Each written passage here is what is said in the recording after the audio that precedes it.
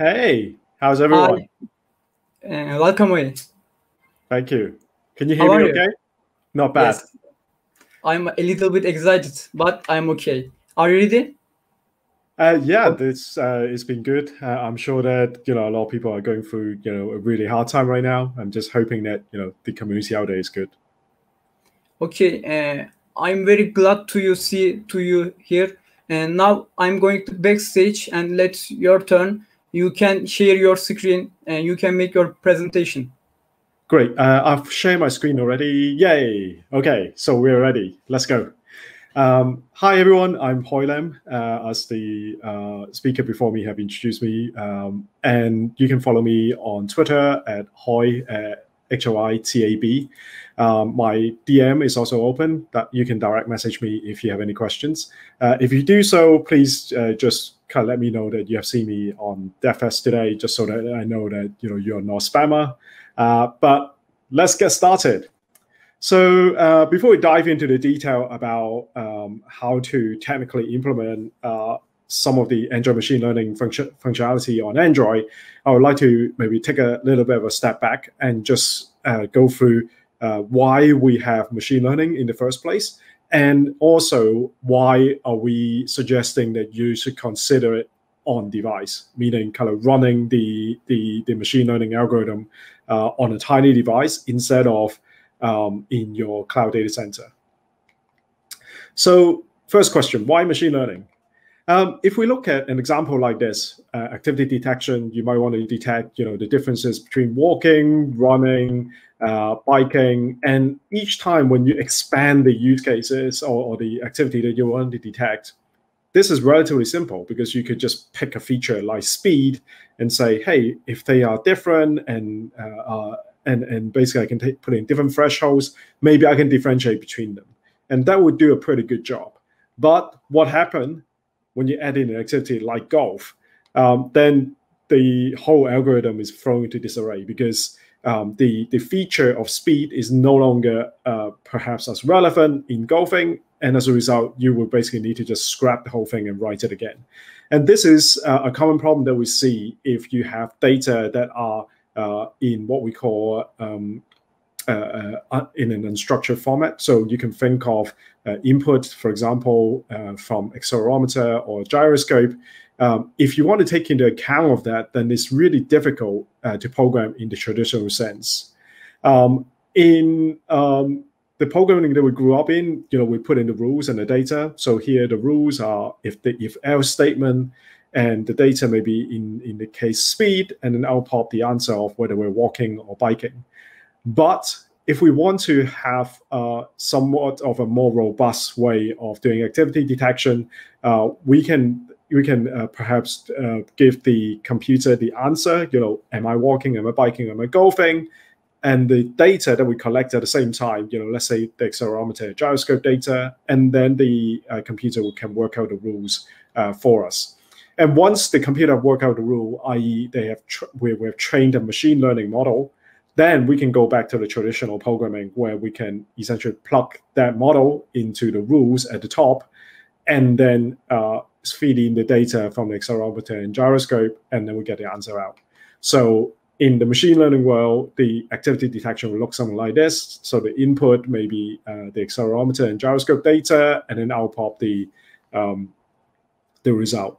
It seems really magical, but there are maybe some of the points around which model you use, etc. That I will talk about in a little bit in my talk. Next is why do we want to run it on device? Well, for us, there are three reasons. The first one is privacy. So the data stays on your user's device. Second is it works offline. So even when we are kind of coming out of a Wi-Fi bubble at home, we can use it anywhere because the model is on our device.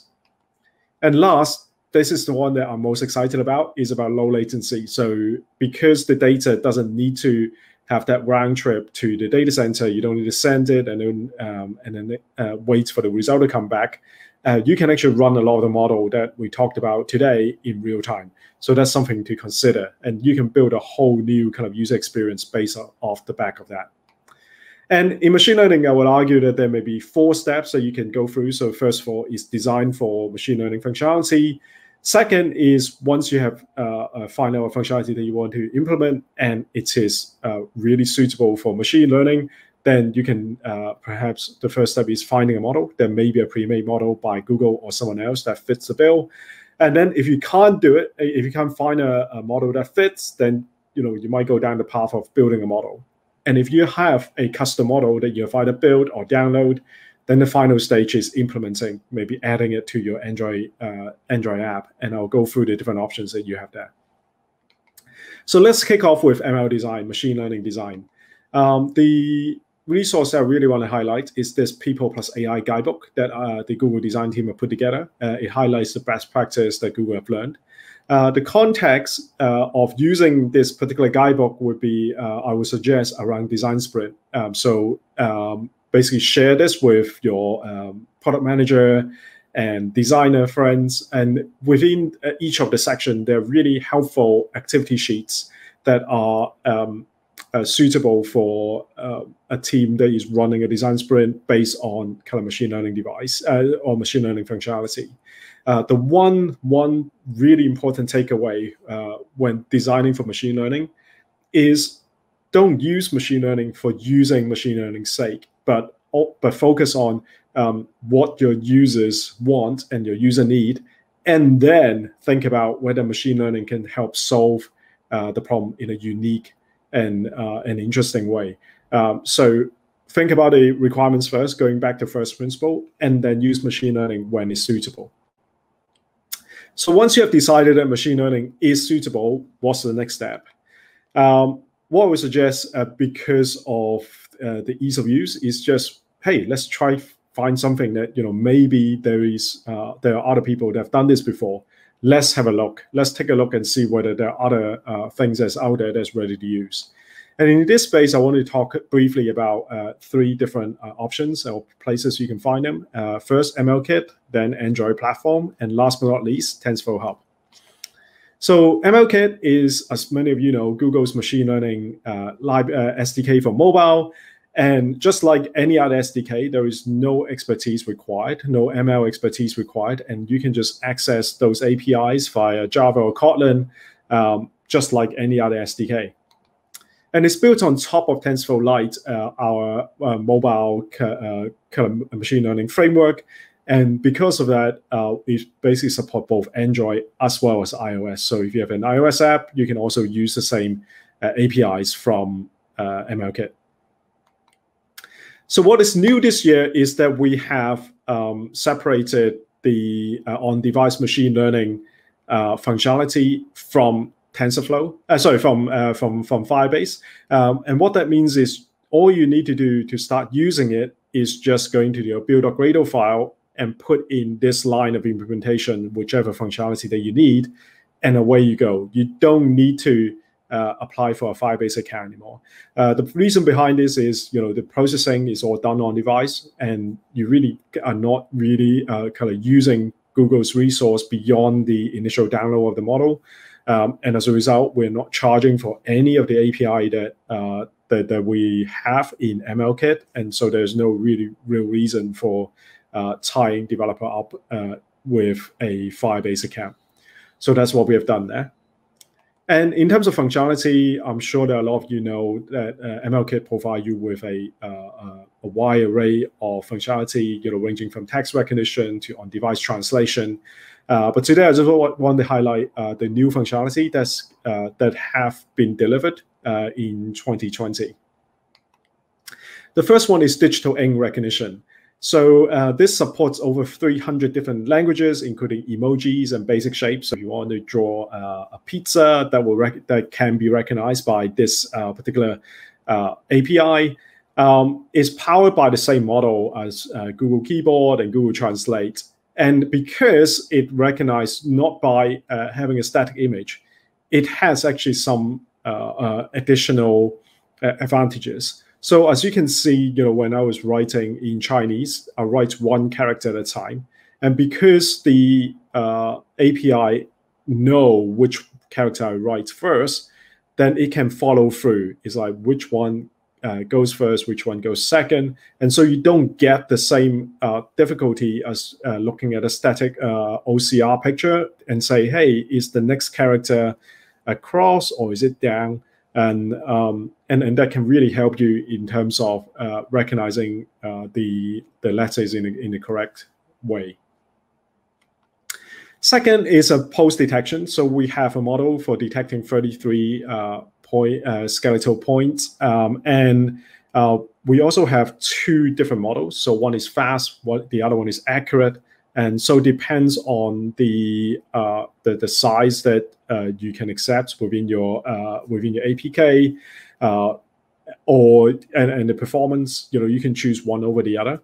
And the other thing that we find is while producing this API is that at first we thought, hey, maybe we need some really sophisticated 3D coordinates in order to account for something like exercise. But what we find in our in practical use is that you can actually get a lot by just measuring the distances between joints. And you can start with the distance between two joints, i.e. just one distance, or maybe kind of go up from there. So we find that we can build pretty decent model for counting exercise using anything between 2 to 4 different joints, and that's something that I will encourage you to take a look at. And just like I said, all these APIs are running fully on device. So the raw data, the image that we see here is not sent to Google, and also the APIs are offered at no cost. To find out more, you can go to g.co/mlkit. Next, Android platform. And here I just really want to reiterate the speech capability on the platform, ranging from text to speech, which we have introduced more than 10 years ago, and also Android Folio. We introduced speech recognizer. That's from API level 8. So that's something that I believe all of the users on Android should be able to take advantage of. In the meantime, we have also upgraded the speech model. So the speech model that you see today is not the same as the one that we've launched, and that model is being continuously updated as well. If you want to find out more about how to program for that, watch my video at Google I/O last year on what's new in Android machine learning, and I can walk you through step by step in programming for those. One thing that I do want to highlight is the wide array of languages that those APIs do support. So I come from Hong Kong, and the language that I speak locally is Cantonese, which is different compared to the Chinese that's spoken in China mainland or the mainstream kind of Mandarin language. But yet the API that I highlighted do support Cantonese. So I'm sure that a lot of you speak, a lot of different languages. If you have a speech requirement around machine learning, I would encourage you to try it. Just plug in the language code and see if it works.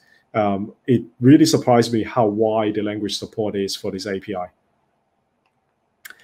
Next, TensorFlow Hub. So at TensorFlow Hub, what they do is they have a large repository of TensorFlow model from both Google and the wider research community. And for mobile developer, the section that you should be really interested in is this one, the TF Lite section. You probably know this already. It is a model format and framework for running machine learning model on mobile as well as Internet of Things devices. And the graph that are contained within these models are optimized to run for these form factors. And once you click on it, you get a filtered view of all the compatible models on TF Hub. And but my favorite way of using this site is actually just use the search box at the top, and you type in basically what kind of model you're after, and then you very quickly kind of brought to those models.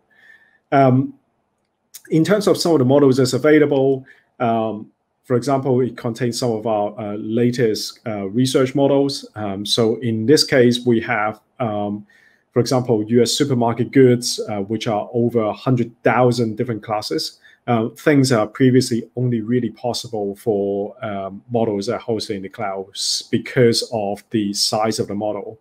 In the previous generation, this model may be multiple gigabytes large, and also in terms of performance, it may only be able to run in the cloud.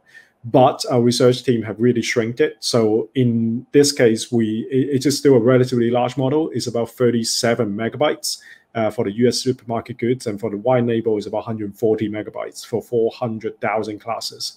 And yet, as you can see in the animated GIF, that the model can actually run in real time on a mobile. So this is something that previously not possible, and now it is. If you want to find out more, please go to the Google AI blog to find out more about these models. And so just to sum up, there are 3 places where you can find complete SDKs or models that have been pre-trained. So MLKit, Android platform, and TensorFlow Hub. So what happens if those models doesn't suit your need? Well, you can now train your own model, and you don't need to start from scratch. So there are 2 tooling that I want to highlight. One is from Firebase, the other one is for TensorFlow. So from Firebase ML, as many of you know, we have this functionality called AutoML Vision Edge. In it, you basically go to a graphical user interface, you upload your photo set together with the label. You then tell Firebase ML and say, hey, I want a model out of that. And then Firebase ML will use Google's infrastructure and algorithm to find the best model for you and train it. And you have the option of either downloading the model or have it served via the Firebase ML infrastructure.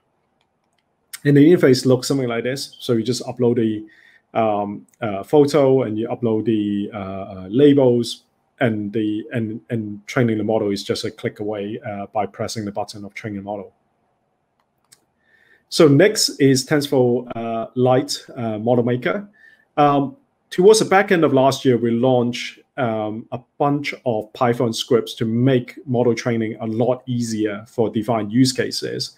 And we started off with things like, of course, image classifier, the classic in any machine learning kind of use cases.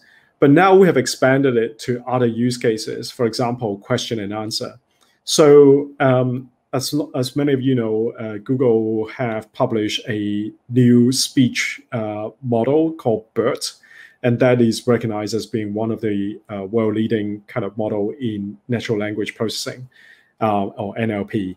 And what the team have done is they have done 2 things. So one there is that they have shrinked it from over a gigabyte again to under 100 megabyte, and now I think it's under 50 megabytes.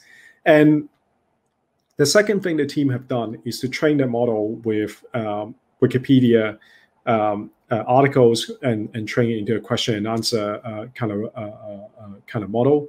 And it can actually just be used as it is. So you can just go to TF Hub and download the mobile kind of BERT model and just use it in your application. But if you're working on in specific niche, so let's say, for example, you work in engineering and you are working a very specialist subject within engineering, and you find that the default model using Wikipedia training is actually not that great, then what you can do is to actually train your own model based on that model. And what you need to give the script is a bunch of input like this one. So at the top, you have paragraphs of text. At the bottom, you have the questions. And in the middle, you have the answer, highlighting basically where does the answer start in that passage. And if you give it kind of a number of these examples, then the model will learn from your examples. So that is basically the exciting new world of TF Lite Model Maker. I encourage you to try it and let us know how it works out for you. So those are the 2 places, Firebase ML, AutoML, and also the TensorFlow Lite Model Maker. So once you have trained the model or downloaded it from TF Hub, i.e. is not one of these kind of pre-packaged SDK like MLKit, what should you do when you want to integrate the model? In here, we have 3 options. So again, we have MLKit.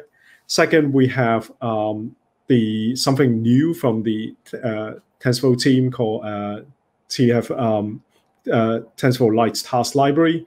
And then third is the ML model binding that you have seen on Android Studio 4.1. So let's go through them in turn. So with MLKit, a lot of the developers said, "Hey, we love your turnkey solution API that we could just use out of the package. But for two of these APIs, especially around image labeling and object detection, sometimes I just want to customize the kind of image that you can, or the kind of object that you can see." So as of June, we have added support for custom model for both of these APIs. And you might ask, hey, why would you want to do this? So, for example, with object detection and tracking, out of the box, you have a model from Google that are able to help you filter out kind of objects that are in particular categories. So we have home goods, fashion goods, food, plants, and places. And there are maybe two scenarios that I can see where you want to customize this. So one is, hey, the category that you want to look at, for example, leaves, is not in here, or maybe the plants category is not close enough to it. So you want to kind of train your own identifier so that it kind of filter for the correct objects for you. The second is, even if what you're looking at, what you're looking for is in one of those categories. So let's say you're a fashion designer, but your design is so distinctive that maybe the API is very poor at picking it out. Then you might want to train a custom model so as to teach that API, hey, this is a jacket that I have designed, and basically get better results in those kind of cases. And if you fall into those kind of category, then what should you do? You should first of all train a image classifier, either using the Firebase ML tooling that I've talked about, or using the TensorFlow Lite model maker image classification kind of model to train a model. And once you have got that, then you can plug it into the top using the basically putting it in under the asset directory of your Android module. And then you create a detector option feeding in that local model and where it is. And then finally, you basically create a object detector down at the bottom by feeding in the options. So it's really that simple to basically specify your own type in the object detection and tracking. Another option, if you don't want to use MLKit, is a TF-Lite task library. And here the TF-Lite task library actually covers 5 different specific tasks, ranging from image classification, again, the classic, all the way to question and answer. The difference here is that it does support both Java/Kotlin as well as C++. However, it only supports CPU single-threaded right now. So if you want to use hardware acceleration, that's not possible. And finally, at the moment, it is under experimental build. So it is, if you want to use it in production, then I would strongly encourage that you download a copy of the version that you want to use, test it thoroughly, and then keeping that cache version somewhere, just in case that the current build is broken for whatever reason, because it is under experimental at the moment. So you get the classic image classifier again. So you can just build a option for the model, and then you build the model itself, and then you just basically classify the image using that. On top of that, you also get kind of the newer kind of tasks, something like the BERT question and answer functionality. And here you can again see that you can load up the model by feeding in the model file where it is, and then subsequent to that, you can then give it just 2 strings. One is the paragraph where the answer lies, and the second string is a question for that paragraph. It is really that simple to implement the question and answer functionality in your Android app. Last but not least, Android Studio 4.1 ML model binding. So this really started more than 2 years ago when I was trying to produce something like this, a Hoi or not kind of model. And while creating the model was actually relatively simple, getting it implemented in Android was quite complicated because there was a lot of boilerplate code. The TF interpreter at the time and continues today only accepts byte array as an input and output. So you need to convert things like, pictures, or in the case of the BERT model, maybe strings, etc., into a byte array before the model understands it. And then on the way out, you need to do the same again. And what it gives rise to is kind of exception like this. These are real exceptions that I have got when I was trying to implement that particular model, and it is to do with the format being wrong, and the way that I did the conversion was wrong, and it was just really hard work to get it all working. So both the TensorFlow team and the Android team came together and say, hey, we can do this better. So the first thing that we did was we added extra metadata into the TF Lite models. And then what we did was we added this new functionality in Android Studio 4.1, whereby you can just right-click on the module where you want to use the model, click New, click Other, and then click TensorFlow Lite model. Then you will be greeted with a dialog box like this, where you specify where the model is, and also specify how kind of the dependencies that you need for your project. At the bottom there, you have the option of importing GPU acceleration library as well. So check it out. Then it will take a couple of seconds to load and generate all the hidden classes, a little bit like the data binding functionality in Android, where there are additional helper classes being generated to encapsulate the model so that you can use it that way. And the most exciting part of this screen for me is this bit at the bottom, where you can just directly copy and paste the sample code and say, hey, this is how you should use the model itself. So it's super simple to get started. And if you want to check it out, then you can download the latest Android Studio 4.1 at developer.android.com/studio. This has only been published in production this Monday, so this is super new. But we have tested it for at least, I would say, about 6 months, for the last 6 months in Canary and beta. So I feel really happy with the quality, and it has just gone to production. So there are a lot of options around implementation. So which one should you choose? So I've drawn up this diagram for all of us, so that you can go down the different use cases on the left, and then the support for from the various options that I've highlighted. And if you have something that is supported by multiple options, which one should you choose? There are 3 high-level considerations, which I'll go through, and then also maybe 2 more subtle ones. So the first consideration is production readiness. The TensorFlow Lite interpreter and ML kit has been running in production for the last 2, maybe 3 years. So those are the most production ready and battle tested. ML model binding have just gone into production. But at the same, on the other end of the spectrum, we have TF Lite task library that are nightly built and are experimental.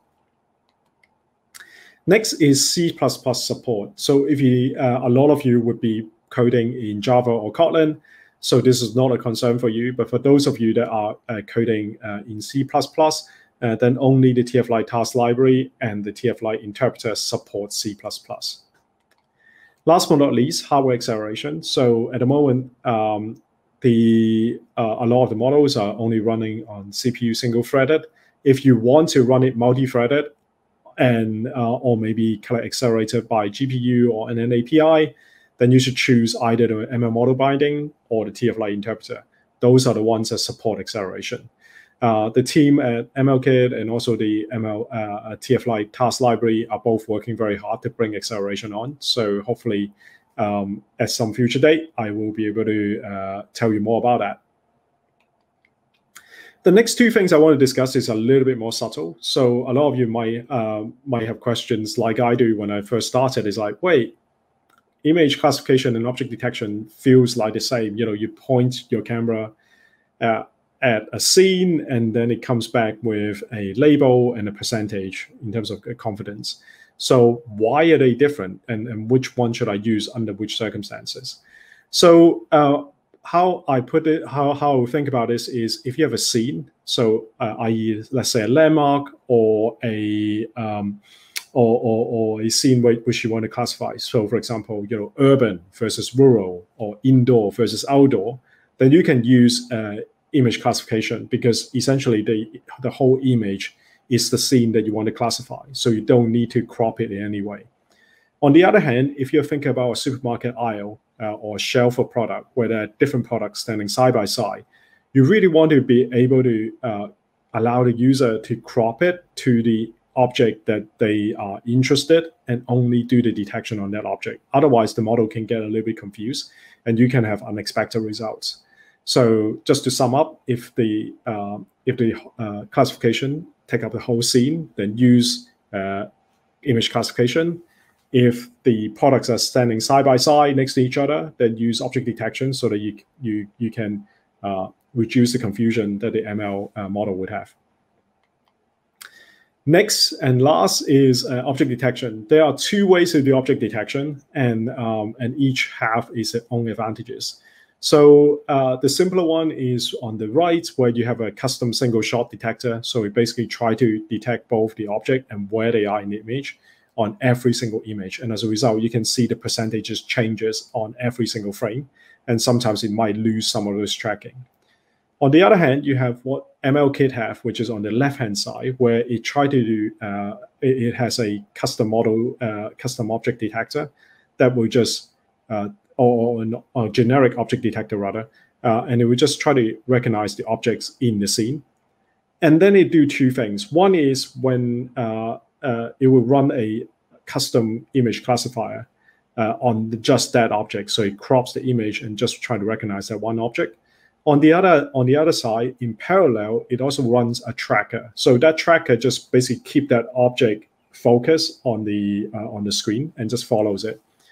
And the advantage of doing that is that it does not customize.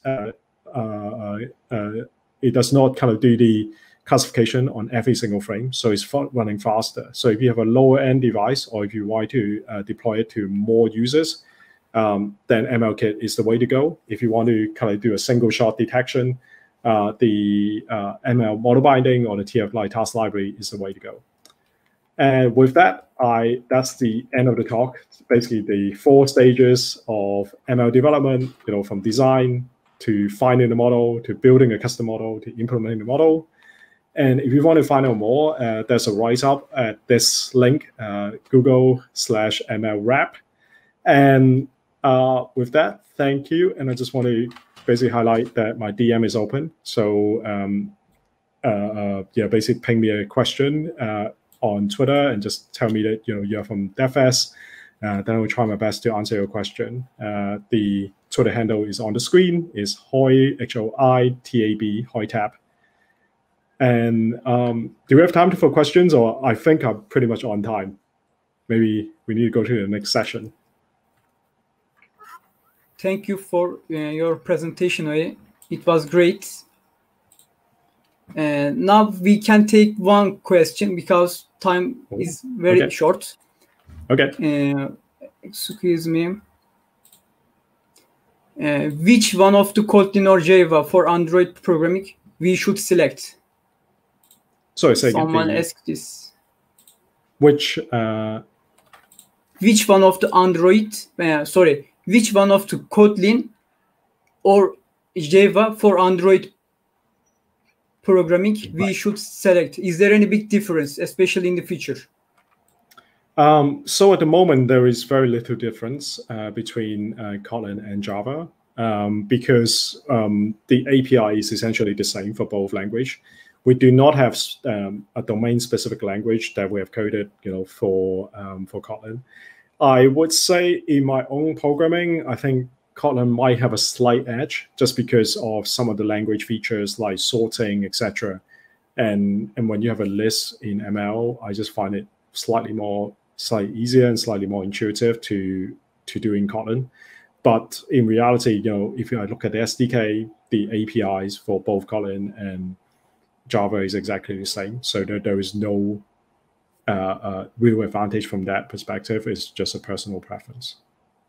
Okay, thank you. I think this question is very clear. Thank you to join us. I'm very glad to see you here.